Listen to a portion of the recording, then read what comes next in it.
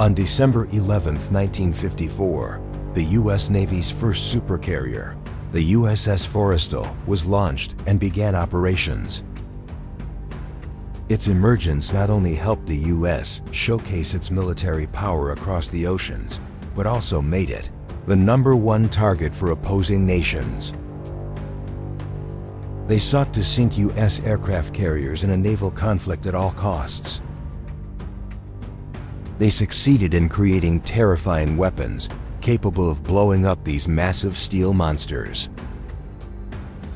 However, no nation has dared to sink U.S. aircraft carriers to this day. What has the U.S. done to make these major powers so apprehensive? Don't take your eyes off the screen, because the horrific consequences for those who dare to attack U.S. aircraft carriers.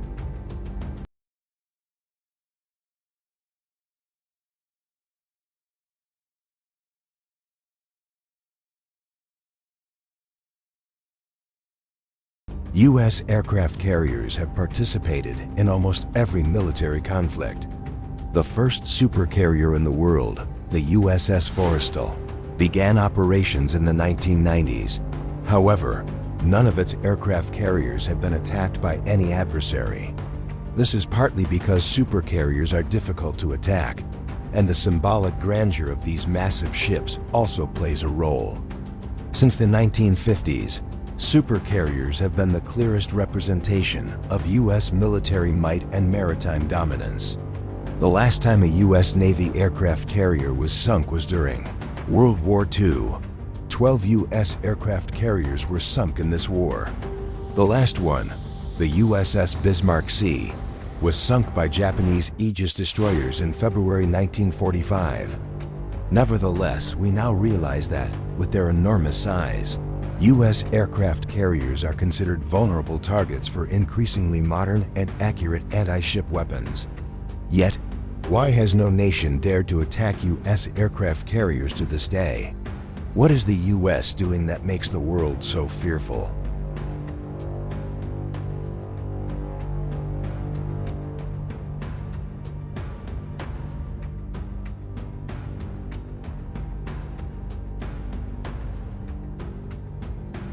According to military experts, the first reason is that U.S. aircraft carriers are high-speed and highly flexible. The large Nimitz-class aircraft carriers are the largest warships in U.S. shipbuilding history. For example, a Nimitz-class supercarrier is 333 meters long and has a displacement ranging from 100,000 to 106,000 tons, with hundreds of watertight compartments and an extremely thick steel hull. No conventional torpedo or mine can cause serious damage to a U.S. aircraft carrier. The power for this colossal war machine comes from two Westinghouse A4W nuclear reactors, providing steam to 4 turbines that drive 4 propellers with a total output of 260,000 horsepower. The reactors allow the ship to operate for 20 to 25 years without refueling. Despite being a massive war machine, the Nimitz-class aircraft carrier possesses extremely impressive maneuverability. This warship, weighing over 100,000 tons, can travel at a maximum speed of 30 nautical miles per hour, making it very difficult for slower submarines to detect and track. Within 30 minutes of detection by an adversary, the aircraft carrier's operational range increases to 700 square miles, expanding to 6,000 square miles after 90 minutes.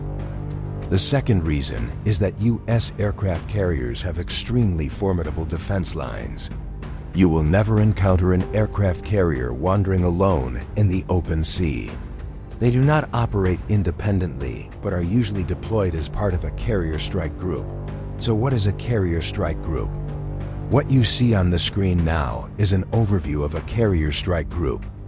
In English, it is called a carrier strike group, abbreviated as CSG.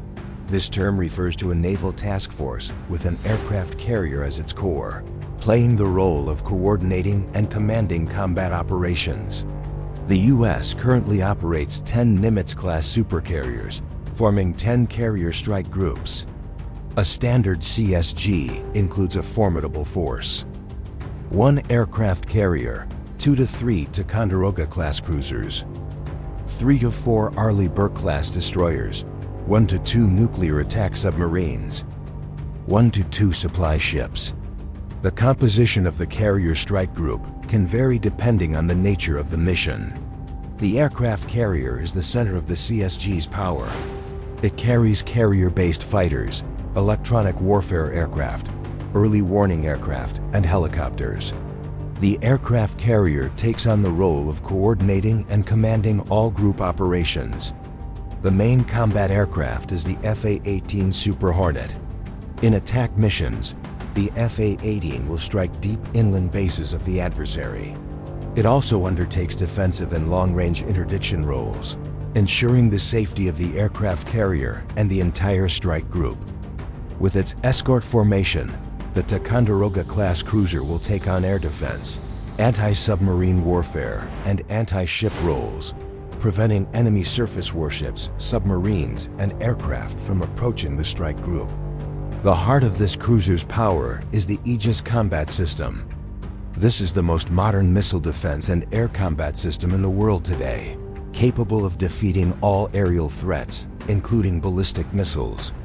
In addition to its main mission of defending the CSG, the Ticonderoga can also launch Tomahawk missiles to attack deep inland targets.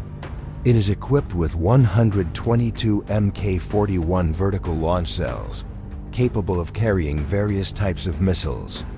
With the presence of Arleigh Burke-class destroyers in the carrier strike group, they also play a role in air defense, anti-ship, and anti-submarine warfare.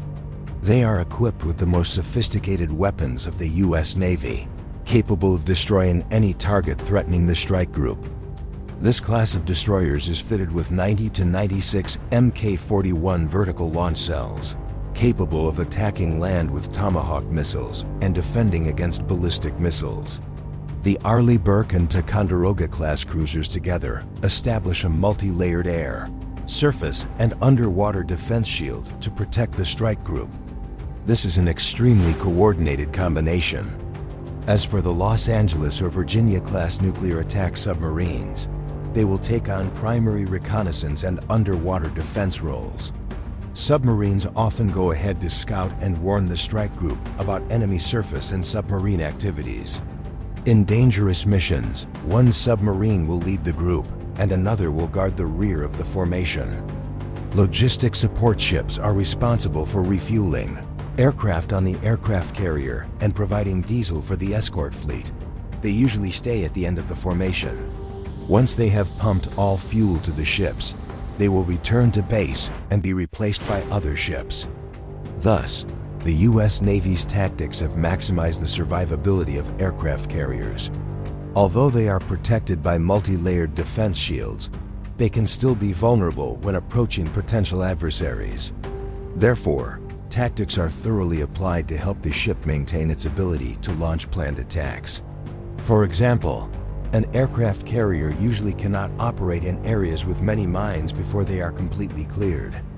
This means that U.S. aircraft carriers only cruise in open ocean areas and cannot operate in confined waters where enemy warships can blend in with regular civilian vessels. In the open sea, aircraft carriers will continuously move to make it difficult for adversaries to detect and track them. Finally, new technologies also help U.S. aircraft carriers avoid attack. To reduce threats to its aircraft carriers, Washington has invested heavily in defensive and offensive technologies. The most important breakthrough in recent years for the U.S. Navy is the integration of all modern technologies into a highly effective sensor and weapon system. One such project is the Integrated Combat System, which connects all available combat systems into a single display for rapid defensive response, making it difficult for enemies to penetrate the system. The defense lines allow U.S. aircraft carriers to survive, meaning not many countries can pose a real threat to the most expensive warships of the U.S., with unlimited operational range and flexibility due to nuclear power. Aircraft carriers can help the U.S. protect its interests anywhere in the world. This will remain true for decades to come, as the U.S. Navy is currently investing heavily in new military technologies. Thus, the possibility that adversaries could sink these U.S. floating fortresses without using nuclear weapons is almost impossible. So what would happen if a nation dared to launch an all-out attack on a U.S. Navy carrier strike group in a conflict? How would the U.S. react, and what actions would it take? I'm sure you would be in trouble, and it could be big enough to cause a third world war. Of course, a surprise attack from a well-armed entity would usually be very successful. However, this situation would impact U.S. elites and public opinion, potentially leading to demands for severe, catastrophic sanctions. The most devastating scenario could be an attack by a non-state actor, leading to heavy casualties and destroyed ships, which would ignite a firestorm of anger in the U.S. Aircraft carriers are ultimately weapons of war and remain vulnerable if attacked by an adversary. Since World War II, most conflicts worldwide have been small-scale, where attacking an aircraft carrier has never been a wise choice. Even China is researching and developing anti-ship missiles with powerful capabilities, but these nations have never used weapons to attack U.S. aircraft carriers. Attacking a U.S. aircraft carrier would not only affect the military situation, but also politics. Another reason is that no one is sure how many missiles it would take to sink a U.S. aircraft carrier. If lucky, one missile might be enough, but it's not that easy. It's very difficult to sink a ship over 300 meters long. The U.S. Navy conducted an experiment to verify this in 2005.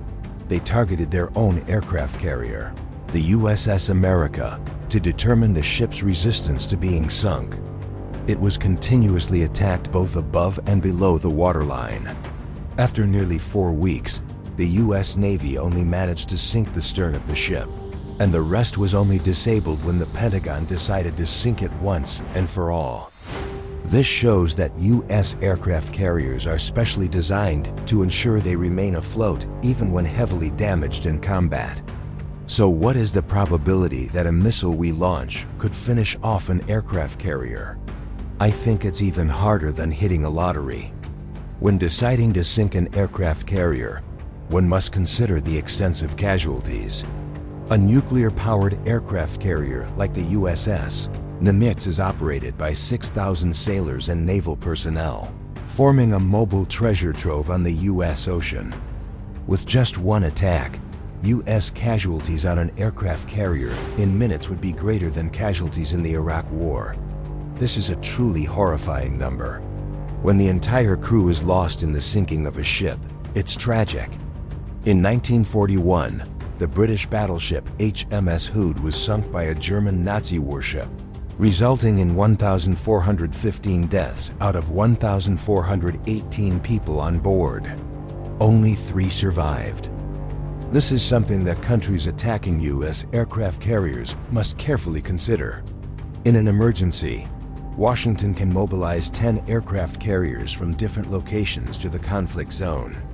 Therefore, sinking a U.S. aircraft carrier would only reduce the U.S. military power by about 10%. According to military experts, sinking an aircraft carrier is the fastest way to turn a small-scale conflict into a full-scale war. No country in the world today can confront the U.S. in such a war. It can be said that if a force attacks a U.S. aircraft carrier, it is certainly not a mistake.